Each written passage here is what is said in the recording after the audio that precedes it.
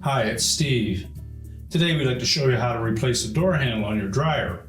It's a really easy repair. Let me show you how we do it. Now to change the handle on this style of a dryer, we'll begin by opening the door completely. And then we'll remove the 2 screws that secure that handle to the inner door panel using a number 15 Torx screwdriver.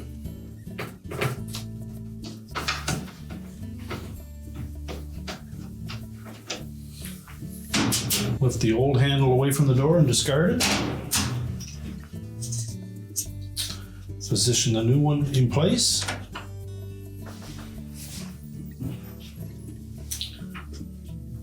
And then just reinstall the retaining screws.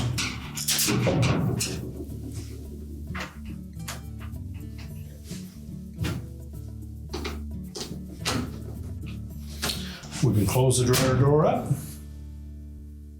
And your repair is complete.